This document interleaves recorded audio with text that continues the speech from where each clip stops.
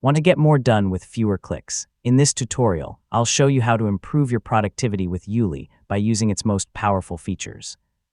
From launching apps instantly to searching files and creating custom shortcuts, these tips can help you save time every day. So let's get started. One of the biggest productivity benefits of ueli is its global keyboard shortcut. Instead of browsing through the Start menu, simply press the shortcut to open the launcher from anywhere in Windows. It gives you instant access to everything in one place. Instead of clicking through folders or searching the Start menu, type the name of the application you want to open. ueli instantly filters the results, and once you see the right one, just press Enter to launch it.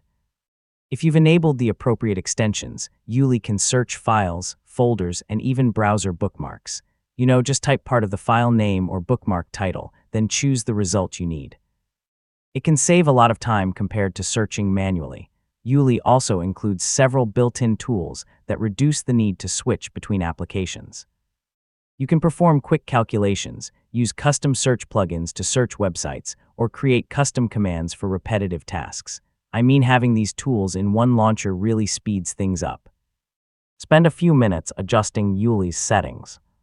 Enable only the extensions you actually use, choose a comfortable keyboard shortcut, and turn on automatic startup so the launcher is always ready when you start your computer. The real productivity boost comes from using ueli consistently. So try launching your applications, opening files, searching bookmarks, and performing quick calculations through the launcher every day. Before long, it'll become second nature and help you work much faster. And that's it. You've learned several practical ways to improve your productivity with ueli.